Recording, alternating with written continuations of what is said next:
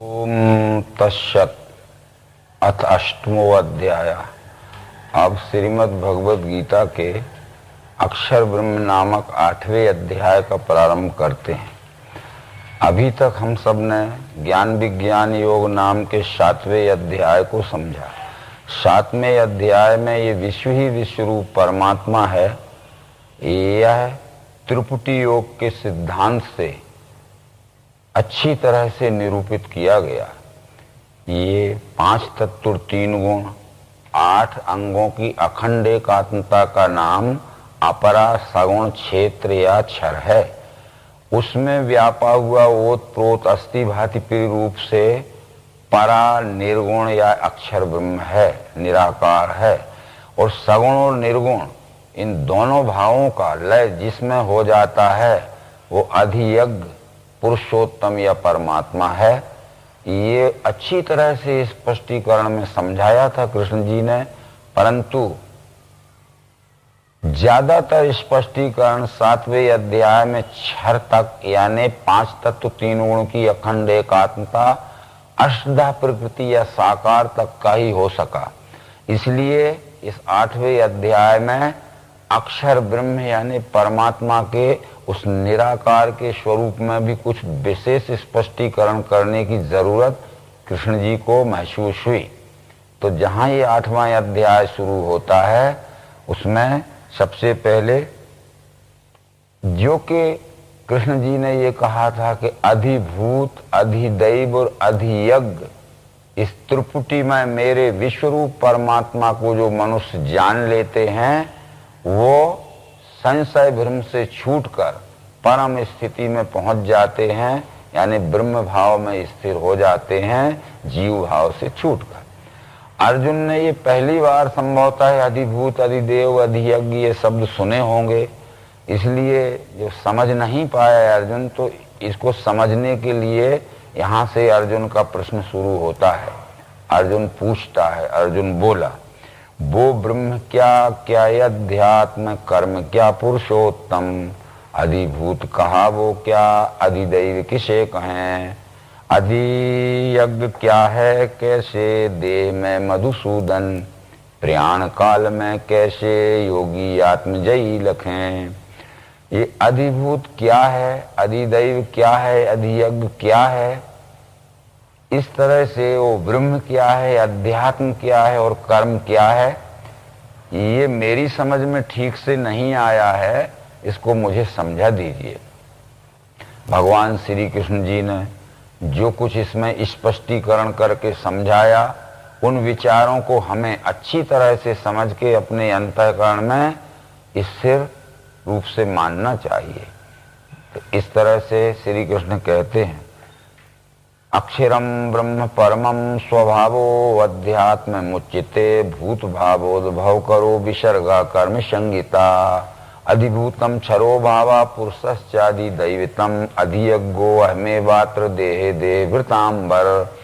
इन 2 श्लोकों में श्री कृष्ण जी ने उस अधिभूत अधिदेव अधियज्ञ या ब्रह्म अध्यात्म या कर्म इस त्रिपुटी का स्पष्टीकरण कर दिया कि अधिभूतम क्षरो भावा, जितना ये परिवर्तनशील आदि अंत मध्य है, 5 तत्व 3 गुण का सगुण स्वरूप दिखता है, इस सगुण को ही क्षर कहा है।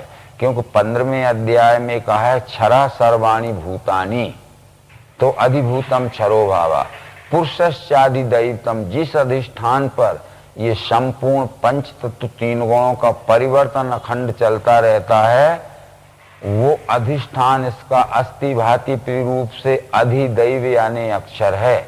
और ये अधिभूत अधिदैव ये क्षर अक्षर सगुण निर्गुण दोनों भावनात्मक कल्पनाएं जहां अखंड एक अस्तित्व में लय हो जाती हैं, वो अधियज्ञ नाम परमात्मा है।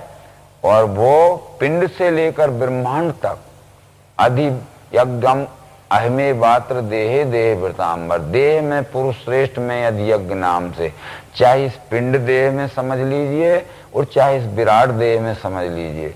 आशा ये कहना पड़ेगा कि अधियज्ञ इस पिंड से लेकर ब्रह्मांड तक जिसे अधियज्ञ कहा है वो मैं ही हूं। इस तरह ये त्रिपुटी में फिर स्पष्टीकरण समझा दिया। ये बातें बहुत से पुराणों में भी आई हैं, उपनिषदों में भी आई हैं।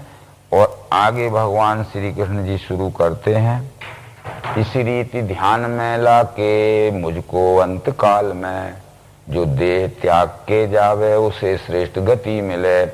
अब यहाँ जो ध्यान का शब्द आया, कुछ लोग ध्यान योग करते हैं तो वो कहते हैं कि ये क्षर दिखने वाला संपूर्ण परिवर्तनशील साकार है जो इंद्रिय मनस गोचर है। अक्षर इसमें व्यापा हुआ है, ओत प्रोत अस्थि भांति प्रिरूप निराकार है, जो सूक्ष्म बुद्धि से हमें लखने में आता है।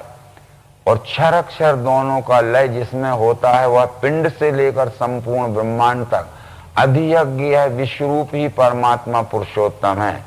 इस तरह समझ के जो अपने अंतःकरण में अच्छी तरह स्मरण रखता है, अपने अंतःकरण में ध्यान में पक्का रखता है, और फिर वो ये जीवित स्वरूप में रहे अथवा इस शरीर को त्याग के अपना कर्म फल भोगने के लिए अन्य शरीर में जन्म धारण करने के लिए जावे, वो इस रीति ध्यान में लाके मुझको अंत काल में जो देह त्याग के जावे उसे श्रेष्ठ गति मिले।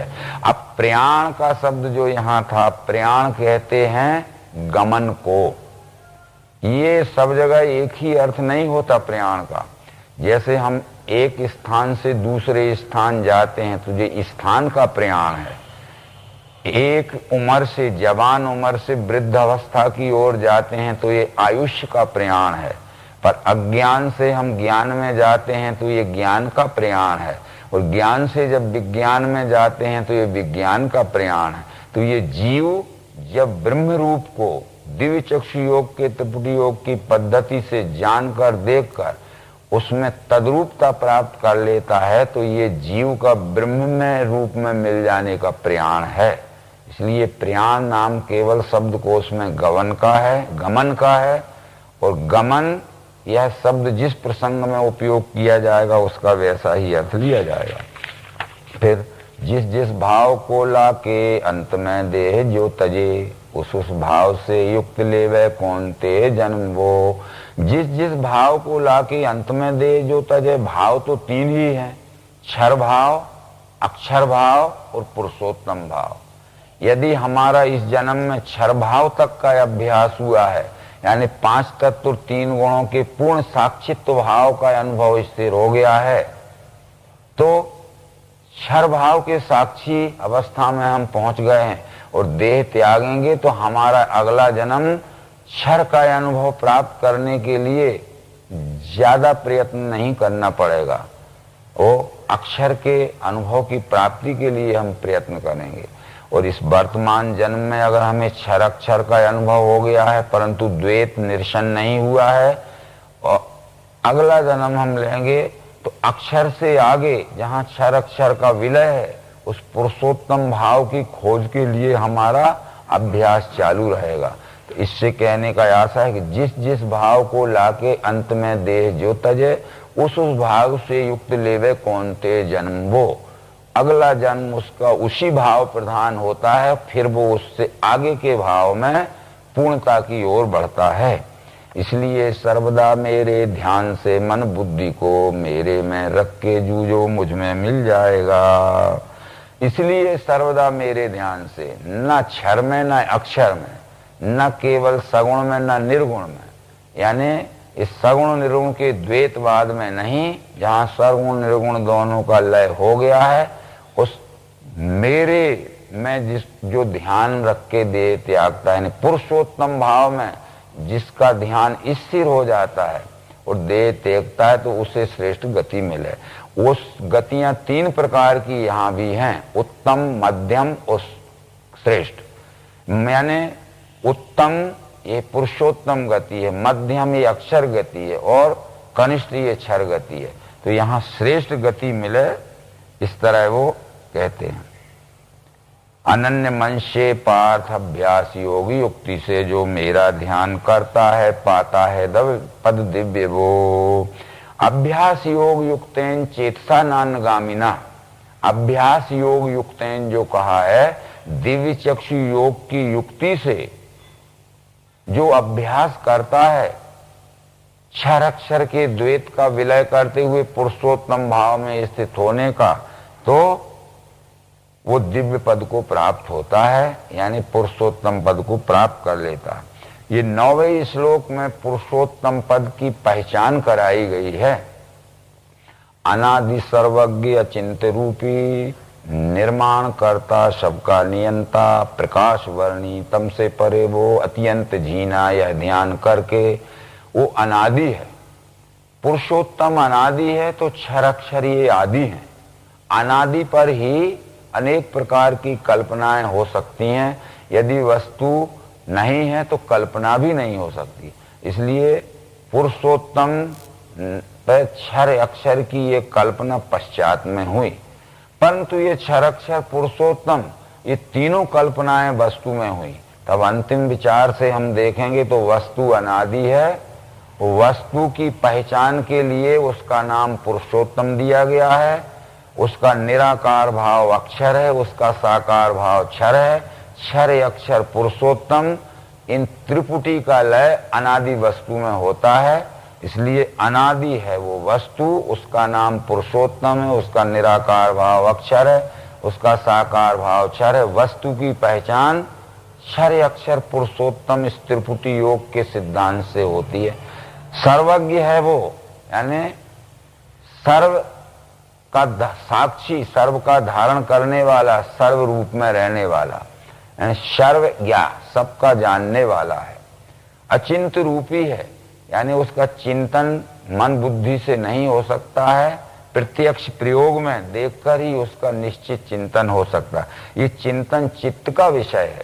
तब ये शास्त्र ने ये कहा गया है कि मन बुद्धि अहंकार चित्त करण मंत्रम संशयो निश्चयो गर्भा स्मरणम विषय इमा, यानी मन बुद्धि अहंकार ये चित्त चारों मिलके हमारा अंतःकरण चतुष्टय होता है। मन का काम है संकल्प विकल्प करना, बुद्धि का काम है निश्चय करना, परंतु अहंकार का काम है गर्व घमंड और अभिमान धारण करना।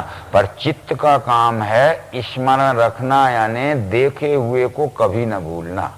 इसलिए स्मृति स्मरण आदि शब्द जो आए हैं योग शास्त्र में, वो कहते अनुभूत विषय असंप्रमोषा स्मृति, देखे हुए विषय को कभी ना भूलना, इसका नाम स्मृति है। और ये स्मृति नाम से स्मरण जो रहता है वह चित्त में ही रहता है।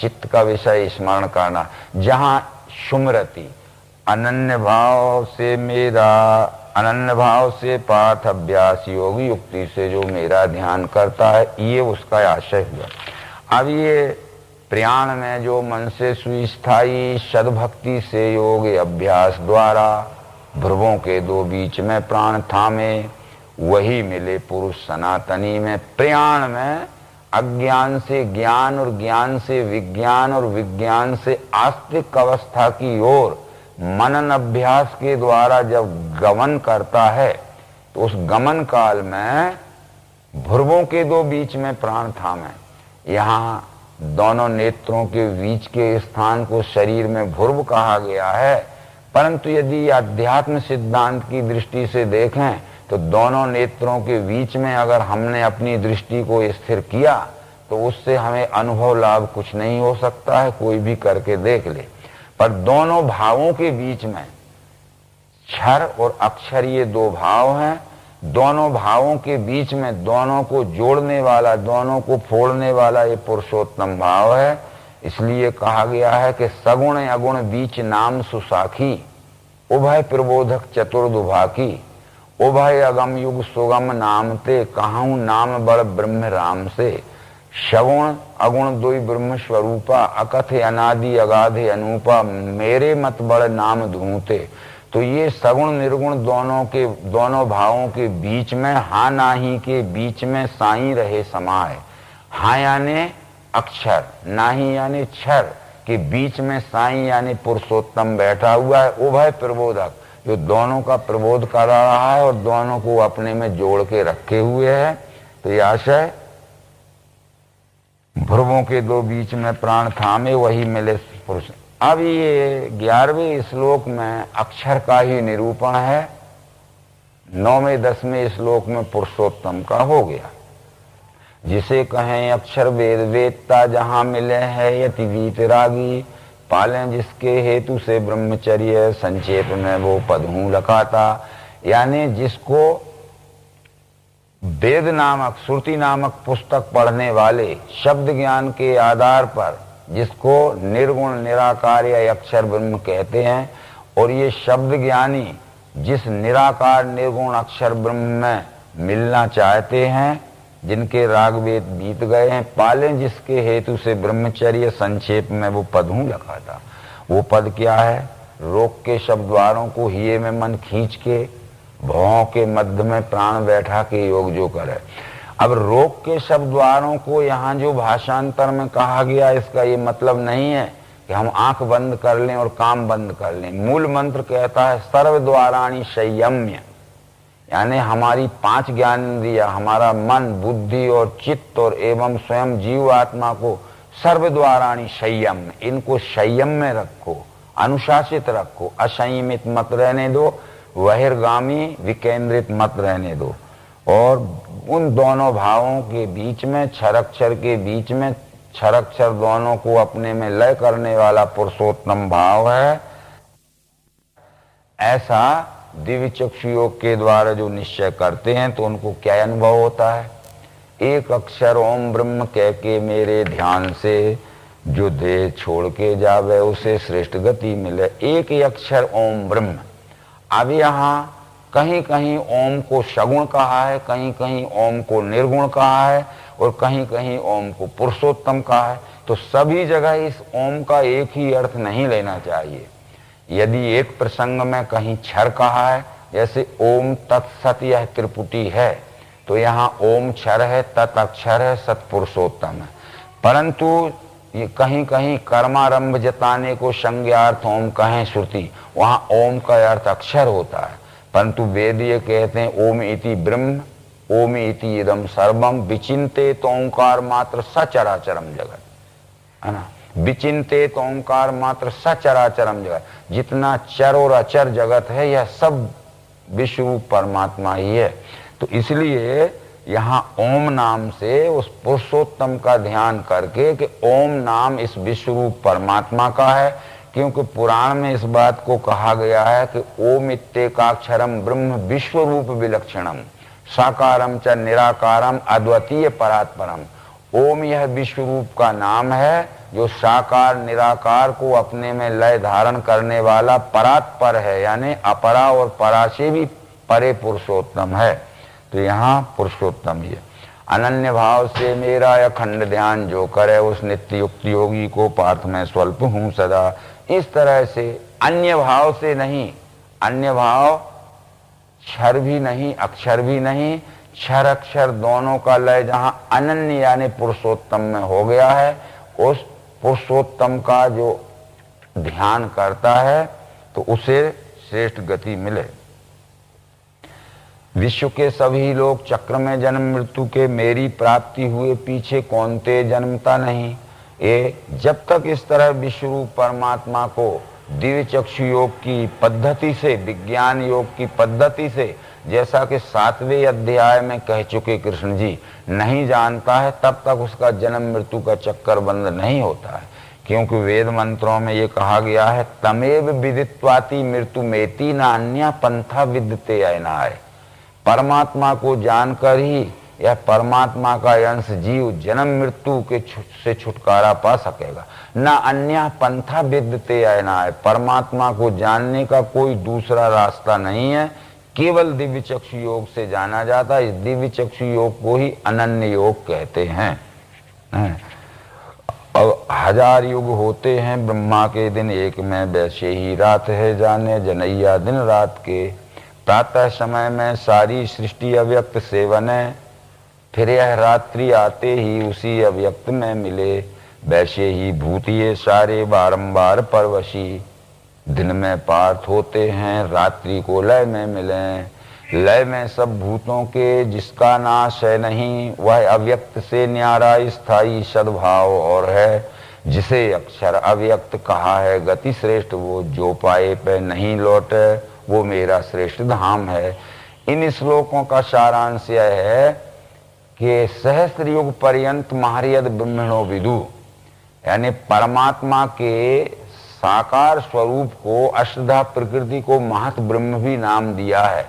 महत ब्रह्म का एक पूरा चक्कर जब घूमता है तो ये मानवीय यानी जीव आत्मा के हजारों जन्म चले जाते हैं, क्योंकि 14वें अध्याय में ये कहा गया है कि सर्व योनिषु कौन्ते मूर्तया संभवन्ति या तासाम ब्रह्म महदि योनिर अहम बीज प्रदापिता।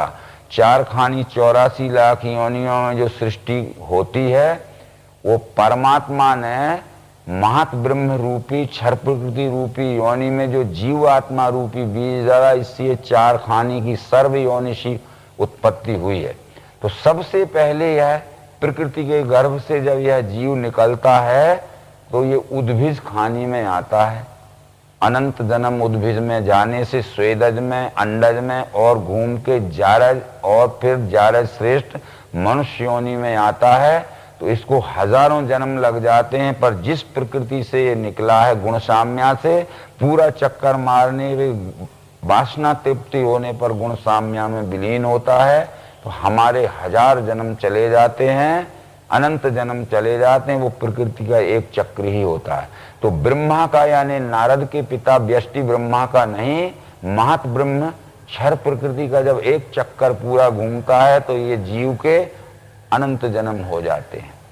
और फिर यह रात्रि आते ही उसी अव्यक्त में मिले, फिर जहां का तहां फिर विलय हो जाता है, फिर उदय होता है, फिर विलय होता है। इसलिए प्रातः समय में सृष्टि बनती है और सायंकाल लय होती है, फिर प्रातः बनती। ये नित्य ही ये क्रम चल रहा है। पूरे विश्व को एक समय में विलय नहीं होगा और एक समय में ही रचना नहीं होगी। हमने ये मान लिया है कि एक दिन ऐसा आएगा कि संपूर्ण विश्व की चराचर सृष्टि पूर्ण रूप से विलय हो जाएगी, और फिर ऐसा समय आएगा कि विश्व की ये चराचर सृष्टि की रचना फिर नए सिरे से पूर्ण। रोज ही विलय हो रही है और रोज ही प्रभाव हो रही है, क्योंकि अहम सर्वस्व प्रभव मत्ता सर्वम प्रवर्ते। संत तुलसीदास ने इसका सरल स्पष्टीकरण रामायण में किया है। पल्लवत फूलत फलत नित संसार बिटप नमामहे। जो ब्रह्म अद्वैत अनुभव गम्य मन पर ध्यावहीं, जिसको ब्रह्म कहते हैं वो अद्वैत है, अजन्मा रूप है, वो अनुभव से जाना जाता है। वो नित्य ही पल्लवित पुष्पान्वित और फलित हो रहा है। नित्य ही पत्ते फल फूल निकल रहे हैं, नित्य ही जड़ रहे हैं, नित्य ही निकल रहे हैं, नित्य ही जड़ रहे हैं। एक ही समय न अस्त होगा, न एक ही समय उसका प्रभाव होगा।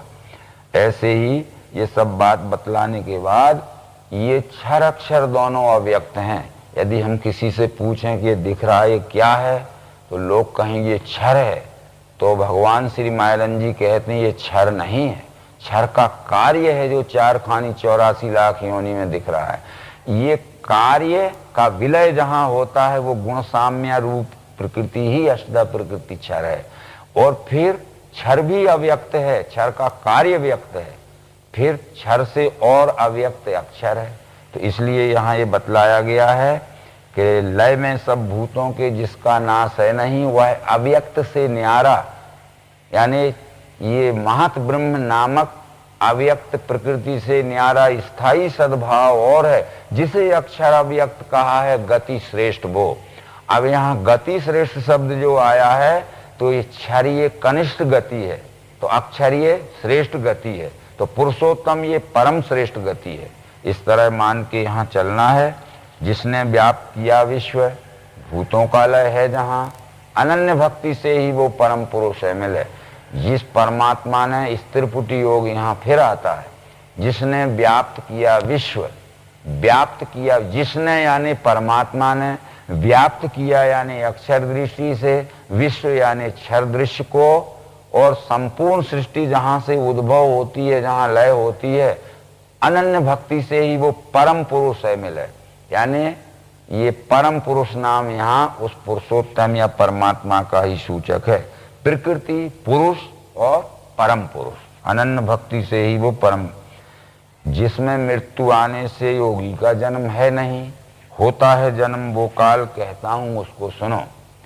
जिस प्रकार का अनुभव हो जाने पर, जिस परमात्मा विश्व रूप का अनुभव हो जाने पर ये जीव आत्मा जन्म मृत्यु के चक्र से छूटता है, और जिस समय मृत्यु आने पर जन्म मृत्यु का फेरा बना रहता है, वो दोनों ही समय की पहचान मैं तुम्हें अर्जुन कराता हूं। तो जिसका ज्ञान होने से जन्म मृत्यु के चक्कर से छूटता है वो है ज्ञान ज्योति दिन शुक्ल उत्तरायण मास है। इसमें इस काल में देह छोड़े जो ज्ञानी ब्रह्म में मिले। थोड़ा सा मूल श्लोक यहां देखना पड़ेगा। अग्निर्ज्योति रहा शुक्ला षण्मासा उत्तरायणम तत्प्रयाता गच्छन्ति ब्रह्म ब्रह्म विदो जना। अग्निर्ज्योति यानी ज्ञान ज्योति, हमारे अंतःकरण में तत्वदर्शी सदगुरु से विश्वरूप दर्शन कराने वाला ज्ञान का प्रकाश आ गया।